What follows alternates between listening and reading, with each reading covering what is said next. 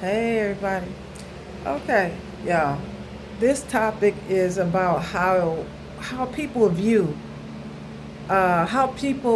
others and to judge them. Okay, the outlook, the outlook that people have on others as well, on how they do things, how they move, how they walk, how they talk. You know, I would say mostly how they dress. Now, I always use myself as an example. Okay, this thing changing colors on me. Okay, as an example, I'm going to say now my lingerie. Lots of my lingerie is very tasteful. Lots of it is. Um, Meaning you don't see much. It's tasteful, but some people say, "Oh, that's for behind closed doors." Okay, y'all. Google up Ebony magazine. Google up Jet magazine. Google up Victoria's Secret. If that was for only behind closed doors, how could they get the advertisement out just like Maxi Pads? Ooh, people used to see Maxi Pads advertised on the commercial and be, oh, why they showing stuff like that? Are you serious? Look, when I first came on my period, I was on my own, and because wasn't nobody else around, uh, so I had to be my own adult. But when I did get a chance, I talked to my sister, and then I asked her. I said, "Well, first, okay." I went to my mother because I thought that was a thing to do. And my mother looked at me. I told her, I said, Mom, I said, I came on my period a couple of years ago. I said, so can you buy me? She said, Yeah, because I was going to ask her to buy me some stuff, some pads. She said, no, don't you dare. Don't you ever talk to me about that, okay? Ever talk to me about that. I said, oh, okay. So I was on my own forever. As far as even not having knowledge and learning about things like that, as far as how to even take care of my body. Y'all, look, and tight clothes to all of that. Now, see how that outlook went right there? Now, that right there with her, something happened with her to where she just didn't want to deal with that at all. And so I went to my sister and I talked to my sister. I said, hey, I mentioned this to our mama, and she, it's kind of like said shit that that was crazy to me. She said, well, yeah, she said, that's her. That she said the same thing to me. I said, oh, okay. I said, must have been something that happened to her. I was very understanding even at 13 years old. So, so I was just like, okay, then I won't ever talk to her about it because of her whatever she had going on and stuff like that. And plus, look, y'all, and I also want to say that this is another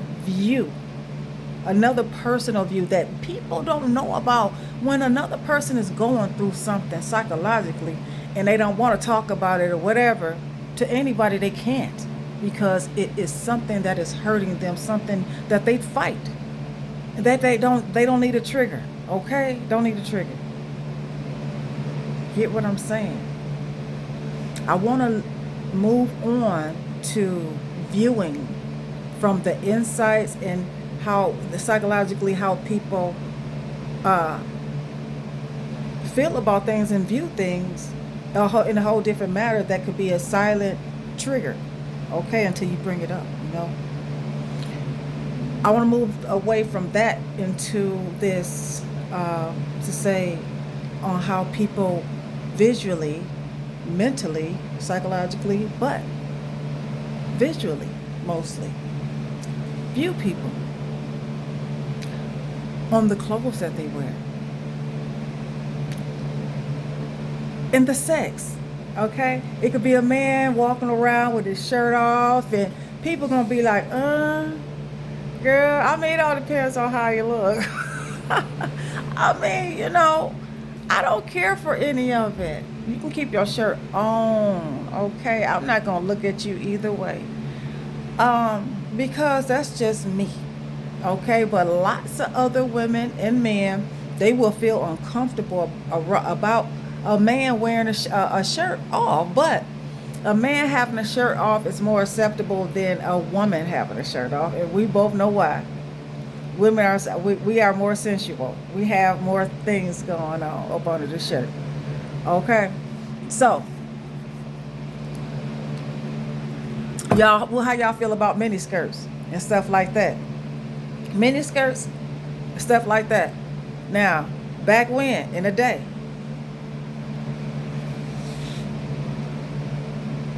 the view. That's the way people view people, other thing, men. Okay, when they have shirts off, you don't want to see that shit, especially a whole nother man. Okay, mini skirts, tight jeans on a woman. If a man would look at a woman back when, and I'm talking about in the 60s, 50s, 60s, and something like that, would have lost this. They still fucked up. But you know, the minds are so closed. Now, judges have, and people's minds have said, after a woman has gotten raped, what did you say to? What did you say? Are you serious? Not one woman, not one victim has said rape me. Not one. Oh, well, what kind of clothes were you wearing? What kind of clothing was I wearing? Are you serious? Why does that matter? Why does it matter what kind of clothes I'm wearing? It should not ever matter. Right? Because nobody has the right to put their hands on me, to rape me, to take anything from me that I'm not freely given to you. Y'all like, share the video, please. So, why even ask the question? Why have the mindset to go there? Because that's how they are viewing it. That's how they are viewing. That's how they view that situation. If you tempted this person to rape you, that is what you get. Right?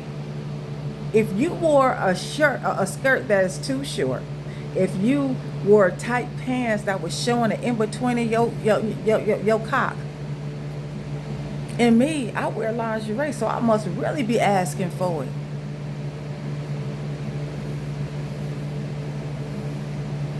Get what I'm saying? Yeah. You know, arousal is an angry, demonic thing. It is. Because within arousal, your mind goes to a whole 10 and you ready to kill and take. You're ready to kill and take somebody's whole nother body. Because you are a sick motherfucker. Because you are a sick ass motherfucker. You would think just because a girl is getting on the dance floor to shake her ass, move those hips. But, oh, excuse me, I thought that was exactly what the fuck dancing was about. Yeah, I did. It's not all about just jumping up and down. See, some people do what they can. You know what I mean? And the ass might be involved. People might want to twerk. People might want to twerk. That don't mean that they want to be fucked. You know what I mean?